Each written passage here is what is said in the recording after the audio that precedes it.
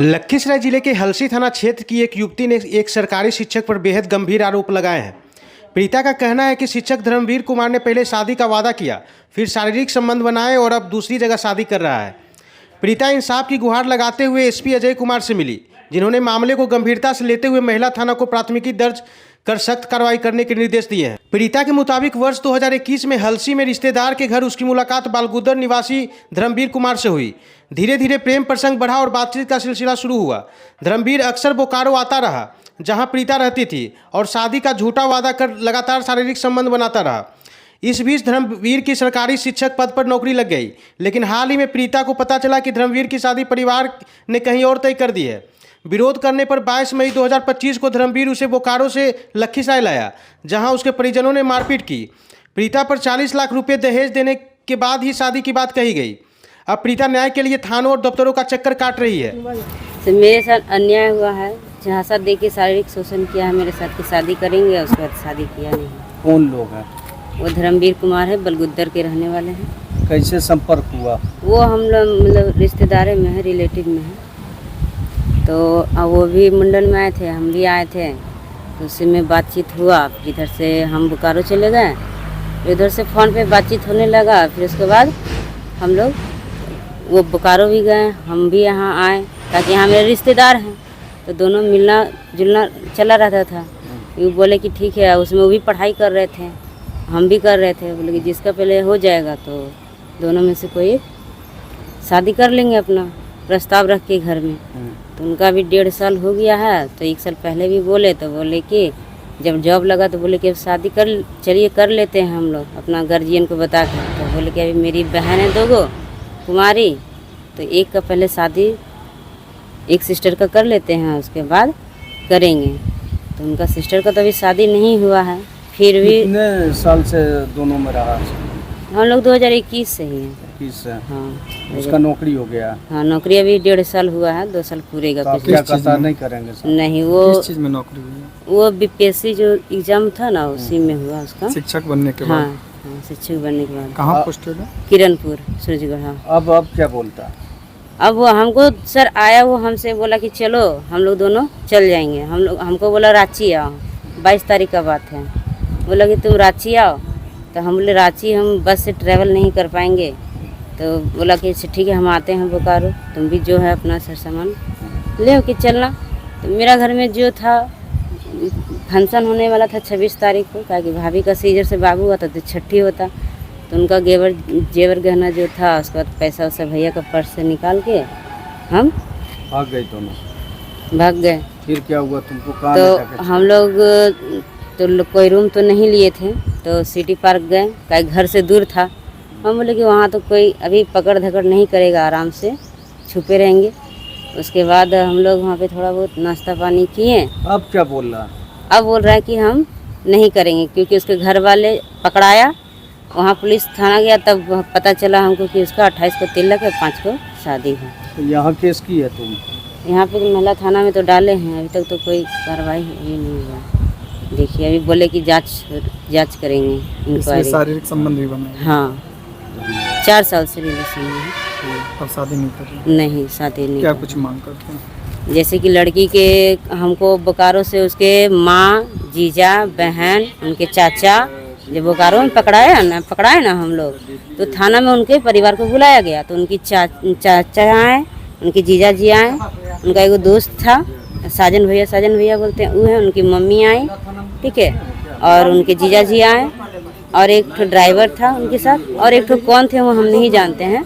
वो लोग आए, तो फिर हम लोग के बीच समझौता हुआ। हम केस करना चाहते थे, क्योंकि भाई तुम हमको बताया नहीं, तुम शादी कर रहे हो।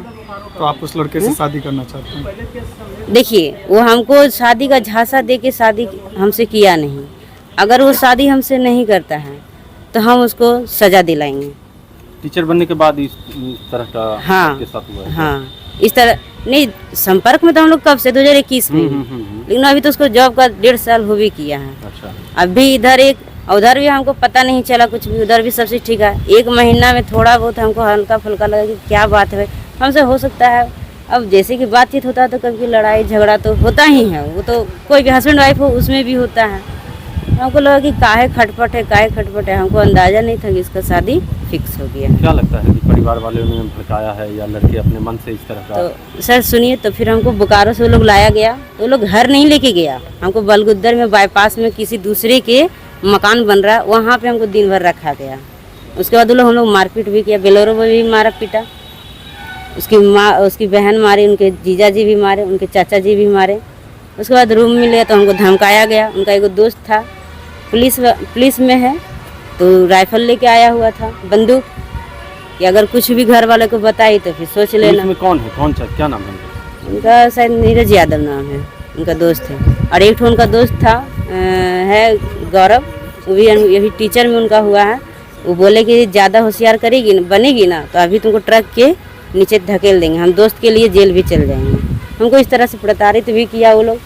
फिर शाम को लड़की वाला को बुलाया गया, ये सब भी तो लिया है कि नहीं? लड़की वाला को बुलाया गया तो लड़की के पिताजी बोले, हमको भी डांटे, उनको भी डांटे कि आप लोग ऐसे क्यों किया। हम बोले देखिए सर, इसमें मेरी कोई गलती नहीं है, हमको पता नहीं था कि भाई इनका शादी सेट हो गया। अगर शादी सेट भी हो गया होता, हमको पता भी बाद में भी चलता, अगर हमको तिलक के दिन या शादी के दिन भी पता चलता कि शादी कर रहा है, तो भी हम आते, हम कानून पुलिस लेके आते। क्यों? क्योंकि 4 साल वो हमसे बोल रहे शादी करेंगे और आज अब किसी और से शादी कर रहे हैं, तो मेरे साथ गलत हो रहा है ना सर। लड़का जहाँ शादी किया वहाँ दहेज लेने की भी बात सामने आ रही है। हाँ, तो सुनिए ना, लड़की के पिताजी आए, ठीक है, तो पहले बोले कि तो फिर वहाँ पे मेरे जीजा जी गए, ठीक है, और 1-2 आदमी गया, और उनके भी कौन सरपंच जी की कौन थे, वो लोग भी लाया।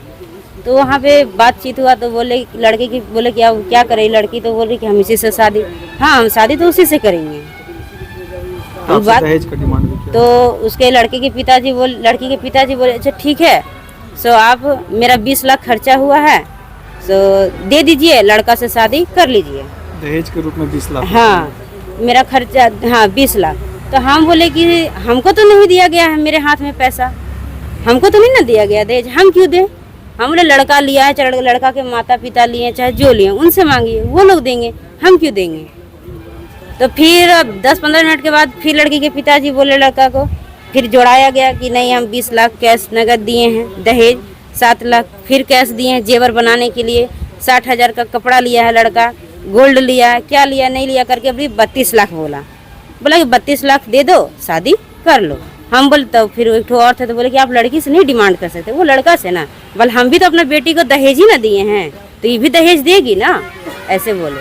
दहेज के कारण आपकी शादी वो करवाना? हाँ, तो उनके माँ बोली कि ठीक है, जितना हमको दिया है 32 लाख, और हमको खर्चा भी तो लगेगा, 32 लाख तुम दोगी तो उसको दे देंगे, और खर्चा तो लगेगा ही ना, हमको 40 लाख दे दो, हम अपना बेटा का शादी तुमसे करा देंगे। क्या चाहती हैं आप? बस हम यही चाहते हैं कि हमको न्याय मिले, और क्या बोले, हम कहाँ से 40 लाख देंगे सर, बोलिए, हमको तो नहीं ना। एसपी अजय कुमार ने इस पूरे मामले पर कहा कि पीड़िता और उसके परिजनों ने कार्यालय में पूरी घटना की जानकारी दी है। महिला थाना में आवेदन भी दिया गया है। महिला थानाध्यक्ष को निर्देश दिया गया है कि मामले की जांच कर FIR दर्ज कर उचित कार्रवाई की जाए।